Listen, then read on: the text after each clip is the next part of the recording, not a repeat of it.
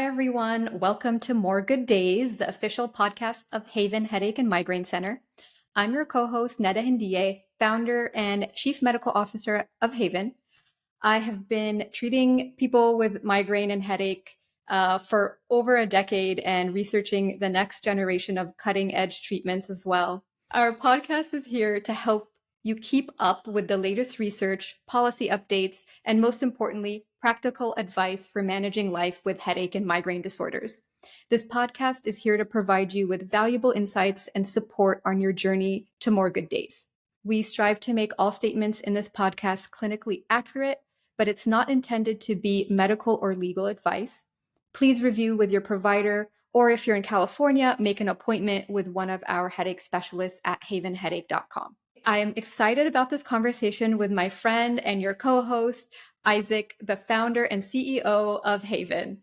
He's definitely in one of my headache textbooks somewhere, as he was diagnosed with migraine as a baby. And, he's actually had migraine since the age of 2, which is something so rarely diagnosed at that age because most providers wouldn't even be able to recognize it. So, Izac, tell us a little about yourself. Who is Izac outside of all your amazing work in headache? And what do you do with your good days? Thanks, Neda. I'm just so excited again to be started with this podcast with you.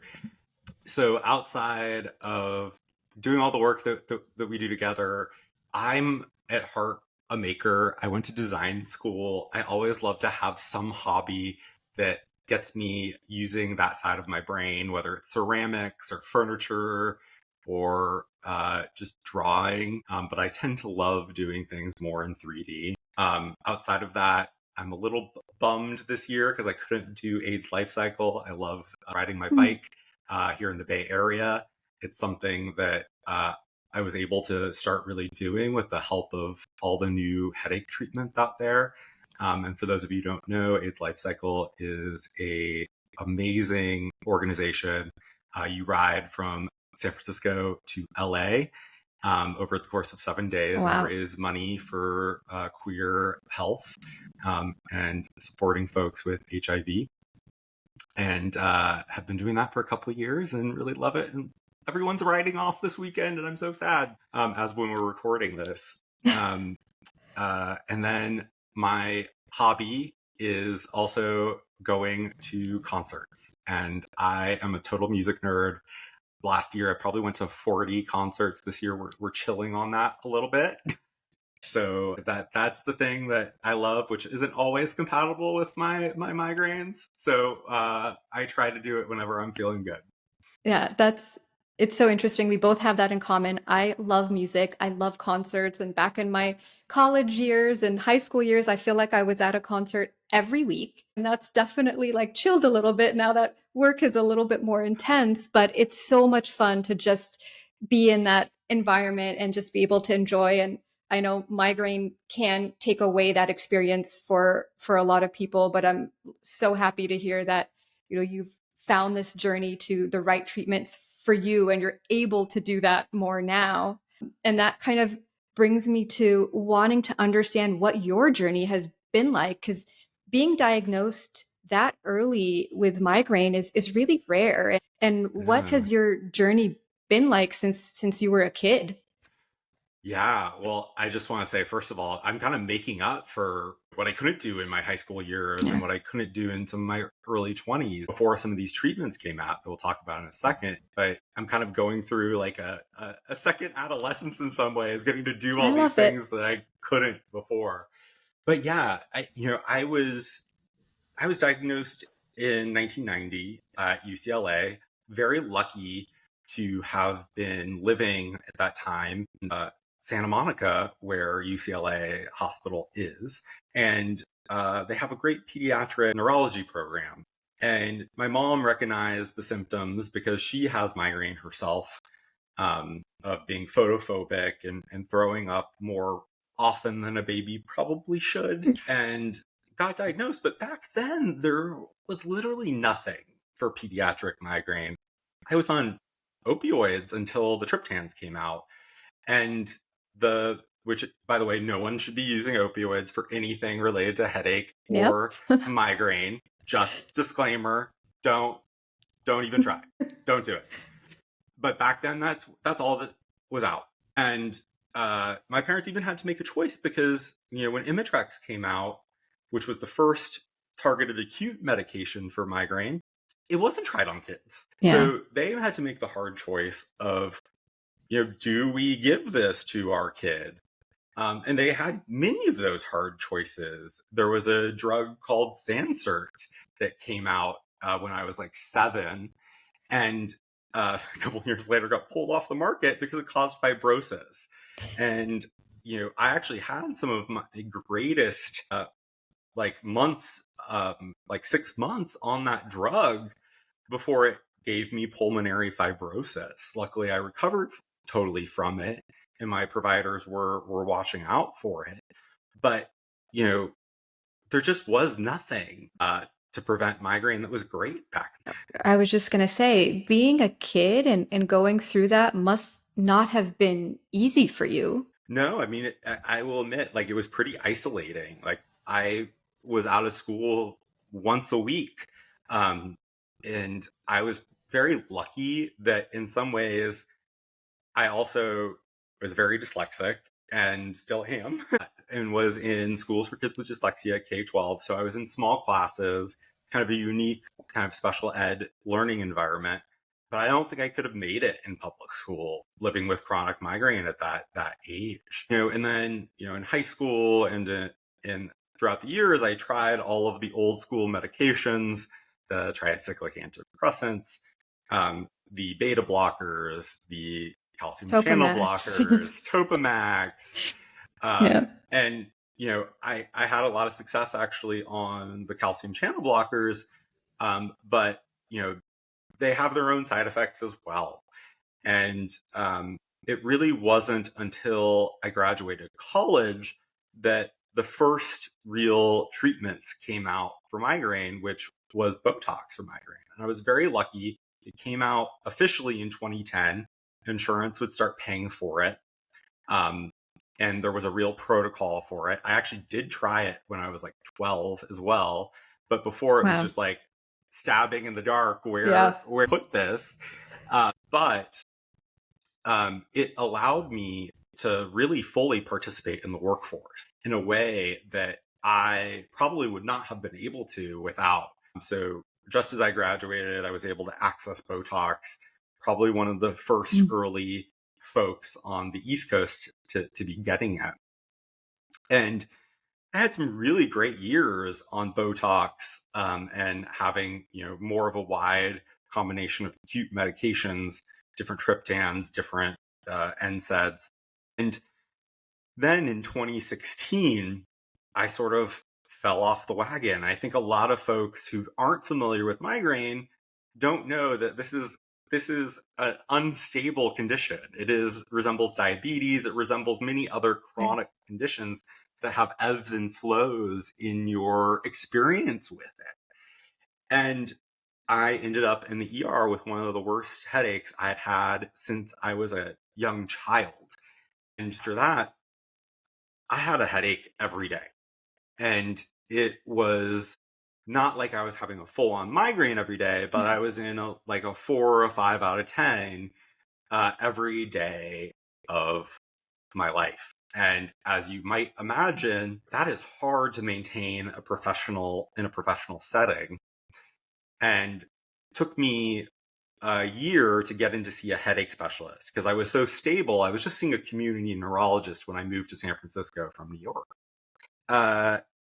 Working at a startup, it was demanding. It was also stressful to balance my healthcare and my job.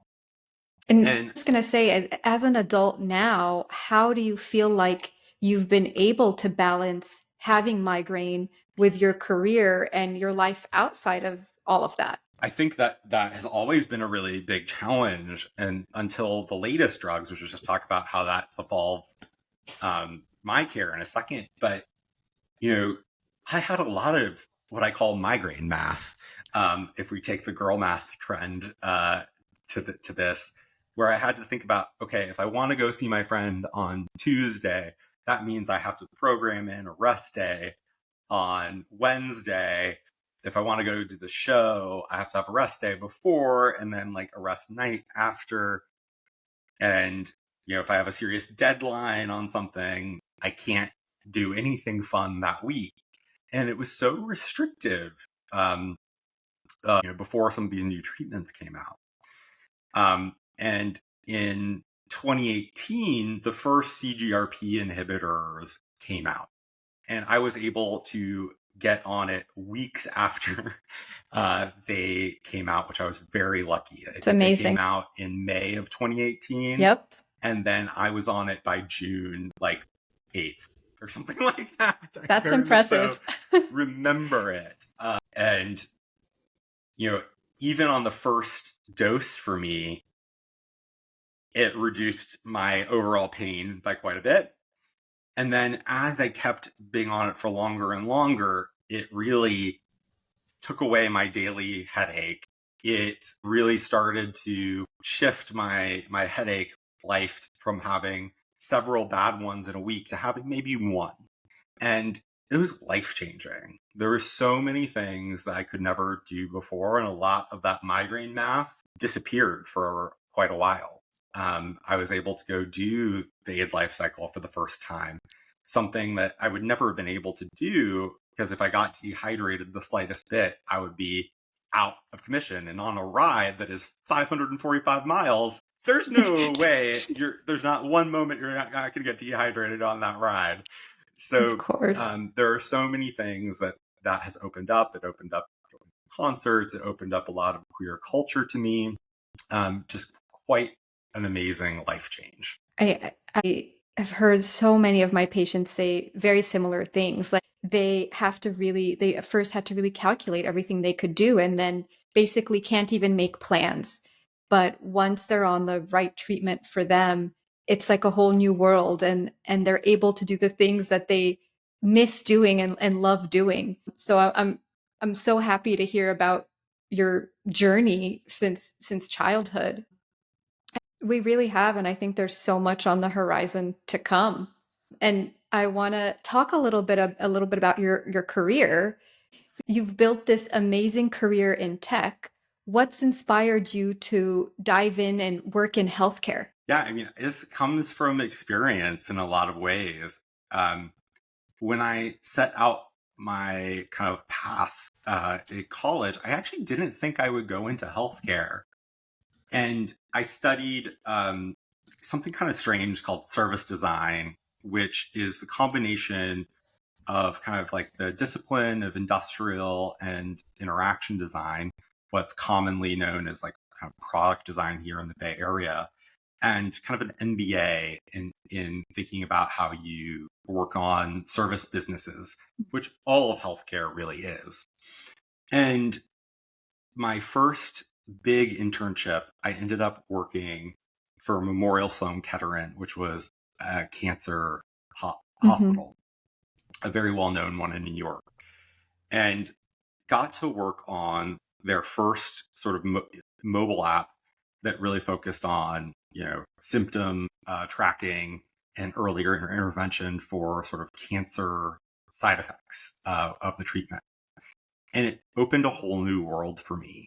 It was like everything that I was passionate about from a design perspective, but also like a lived experience perspective of being someone who's had to be so involved in the healthcare setting. And there are so many terrible experiences in that world. And I continued my career in consulting, but then had the chance to go and join a very early stage startup called Collective Health, which, as you know, comes up quite a lot in our little Haven circle because we're all essentially from there other than our clinical team. Everyone's from Collective Health here at Haven. We liked working so much together that we brought the team back together. But there I got to build essentially an insurance company.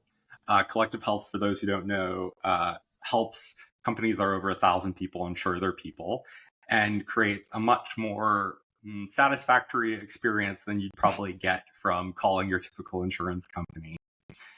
And it was really eye-opening to see the underbelly of the health world, which is truly insurance. And it dictates so much of what Netta has to deal with in her daily what I can activities. actually prescribe. And that was eye-opening for me as well. And spent about 5 years there, and then went to another health tech startup, a little bigger this time, Alto Pharmacy. Got to learn how to do logistics and learn a lot about prescription medications and how to dispense them, and how much of a pain that also is for many consumers and doctors as well. Yeah.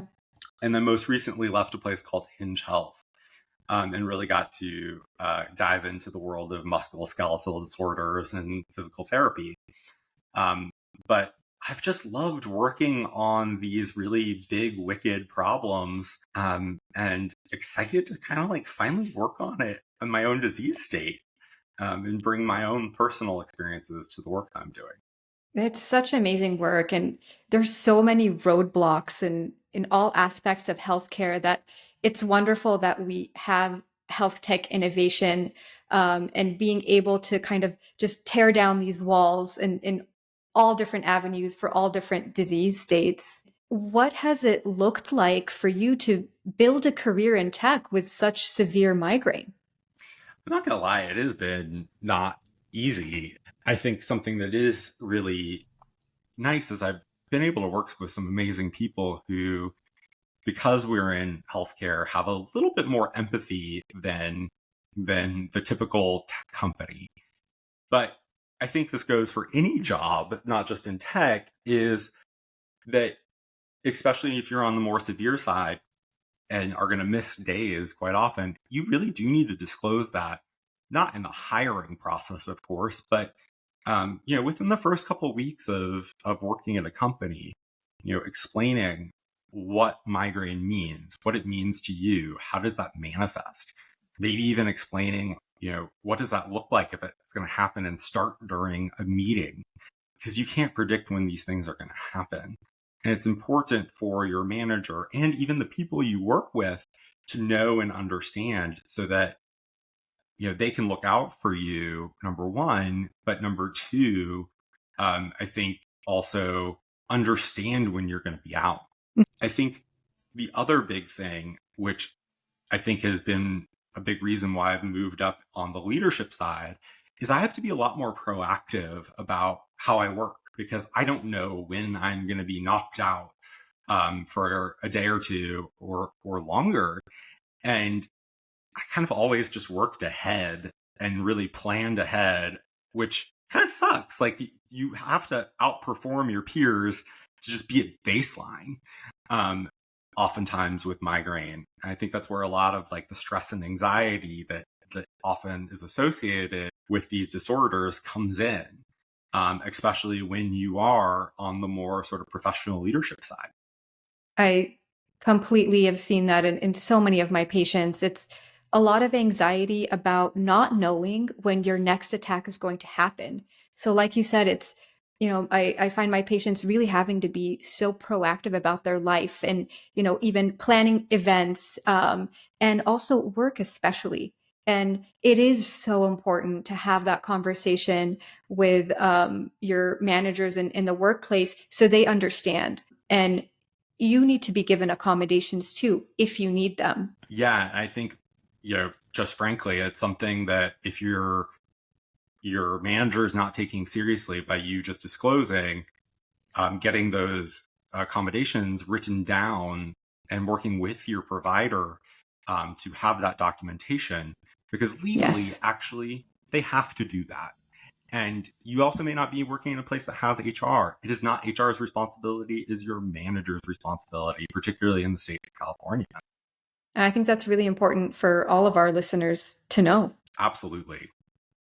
And how has your background as a designer and a person with migraine influenced you in building Haven? Yeah, I mean, I think, for those who aren't really familiar with like what design is that the type of design that I practice is really about building software and objects and services that people really love. Like, think of what is the app that you love using all the time because it's so easy to use. That's sort of what I do on a daily basis back a couple of years ago, before I really moved into more leadership. But that's still a part of my DNA, is to go out, talk to users or other people with that disorder, and figure out what are the areas that, if we were to build something for them to solve their problem, would really solve a meaningful thing in their life, or make it extremely easy to do the things that are mundane. And I think that is what we live and breathe every day at Haven. And a great example of that is we are striving and still building the technology to do this, but to be there with you, alongside you during that attack, to be able to deliver the advice that you heard from your doctor that you probably forgot in the middle of that severe attack for no reason other than you're preoccupied with the pain, the nausea, the blurry vision, the difficulty concentrating that comes with migraine. It affects every part of your brain. And I think that's what a lot of people who don't experience them, don't realize, is that it's not just a headache. It's a lot more than that. But we want to be there for that moment and keep you out of the ER. So being supportive with home IV, near site care, at urgent care that we're coordinated with.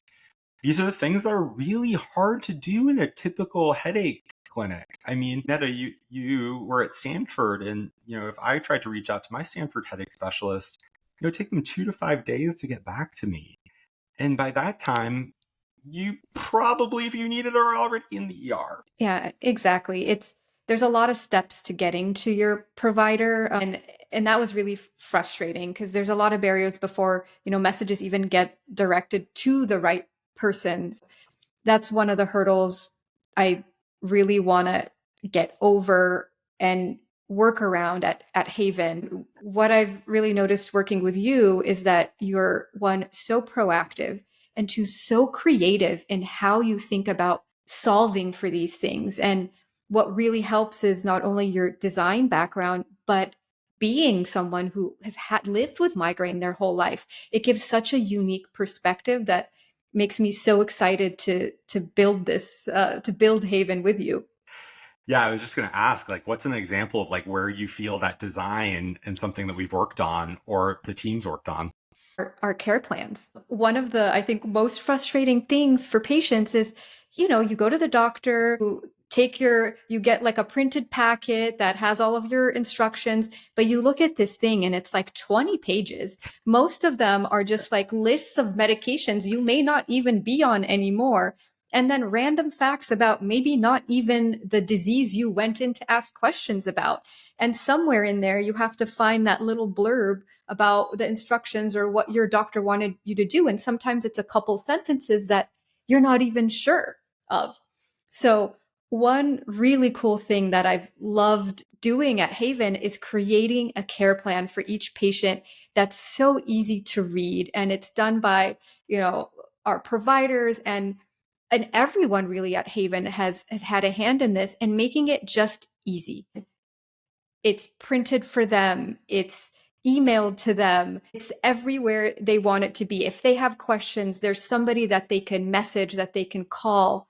So that's one thing I'm really, really excited about that we have. Yeah, that was when we did the first one. I was over the moon to see it in real life come out, because if I had that so much earlier in my life, it would have made such a huge difference, because you have to create some of those strategies in your head as a patient.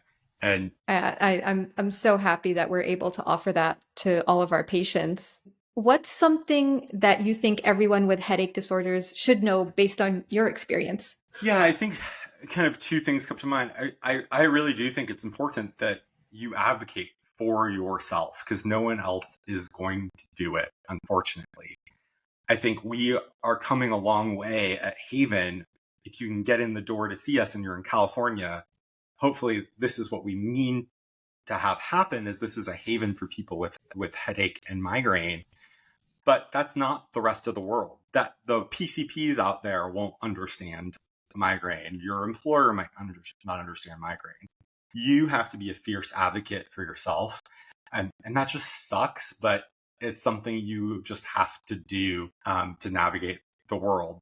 I think the other thing is that we're in a much stronger place with headache medicine. And I think that, we've talked about this before. There's a reason why this is called Thriving with Migraine, is the second part of the name of this podcast. We want to show that you can actually these days thrive with migraine. And if you're feeling like you're not there yet, you should push forward and push to the next step. And it may take a couple different combinations of things to get right in order to feel that way. And go out to those concerts or whatever that thing is that you love to do. I want everyone to be able to do that. I think that's such great advice, is really advocating for yourself. You're lucky you had, family that helped you along the way when you were a kid, but also, building a support network in terms of friends, family, and also providers that really have your best interests out there. So Izac, what do you nerd out about? The two things that I spend a lot of my time on are honestly music. Like that's where so much of my time is, like finding new things that I like to listen to, going to see shows. I want to like start learning a bit more about music production, because that's like what I would do outside of if I wasn't a designer or the CEO of Haven. And then I also nerd out a lot about just healthcare issues in general. I really love not just learning about, what we're doing, but what is the greater kind of policy and healthcare landscape. And I think that's one thing that's also really helped us and the team navigate this crazy world of building a brand new headache clinic that's technology driven. Well, it's been such a pleasure getting to know you and learning about your journey with migraine since childhood. And now for our regular segments on research and policy. So Netta, what are you excited about that folks should know about from the research world? Well, one thing I'm really excited about is injectables. And so we've talked a lot about Botox for migraine. You've mentioned your experiences with Botox for migraine. And right now, Botox is only FDA approved for the prevention of chronic migraine. So in people who have 15 or more headache days a month. But that doesn't mean all of those days are migraine days. And as we talked about before, most of those days actually look like more mild headache, what we would call or think of as tension type headache, but it's not. Those are just kind of a more mild spectrum migraine. So, for people with episodic migraine, things like Botox have not been approved.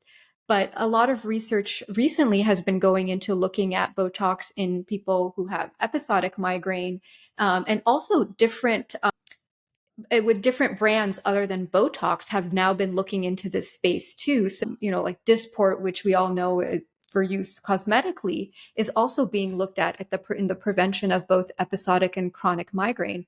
So I'm really excited about those clinical trials and what's to come, and we'll certainly keep everyone posted on the latest there. Why is Botox still so important in a world where we have these GPANTs and CGRP inhibitors? Well, yeah, as we touched on before, CGRP doesn't work for everyone, right? And Botox doesn't work for everyone. And in a lot of people, they're just kind of partial responders to both. But, having that partial response, let's say from Botox, let's say you started with 30 headache days a month and Botox got you down to 15. That's a phenomenal improvement, right? That's half. You've reduced your headache days by half, but you're still having 15 pretty bad days a month. So then you add on something like CGRP. Maybe that takes you down another half. That synergistic effect of having those two different compounds is so much more improvement than one by itself. So I think Botox for a lot of people with chronic migraine has been so helpful since 2010, or even before, when it was FDA approved, that it's a huge part of their lives. But adding on to it can be really helpful too. And I can say, as someone who is on a CGRP inhibitor and Botox, that additive effect is so important. And we still have a long journey to get to zero, but together, for a lot of folks, they're a powerful combination. Yeah, I totally agree. And what's something you're excited about, policy or healthcare wise? Yeah, so I think for those who don't know, clinical trials oftentimes do not recruit a diverse set of individuals. I'm sure, Netta, you've seen that in your clinical research. But Yeah. the NIH funds a lot of drug research. It's often not actually the drug companies that do it. They get grants from the NIH, and then we spend public money on it, but then they can price whatever they want. Okay, I'll stop. But the NIH could require more diversity in clinical trials. And the NIH Diversity of Clinical Trials Act, which is in Congress right now, does that exact thing. And it would require that every clinical trial that is funded by the NIH or public money have a much more age, gender, race diverse population, which really honestly will help a lot of folks with migraine, but also every other disease state out there. Oftentimes, migraine research can skew to a particular race or a particular age group. And we don't know how some of these medications work across age, gender, and even in pediatrics, as we've talked about in my experience. Please take a moment to go into the episode descriptor, click the link to sign the petition put together by the Alliance for Headache Disorders Advocacy, amazing organization. And that will go off to your congressperson and senators to help them push this through Congress and onto the president's desk. Yeah, I think it's so important. You know, migraine doesn't discriminate. It happens in all age groups, all races, all genders. It's really important to for us to hopefully get this pushed through and to be a part of it. Join us every other Tuesday on your favorite podcast platform. In the meantime, we hope you have some great days between now and then. And again, if you're in California and you want to try our care, go online at havenheadache.com and book an appointment today.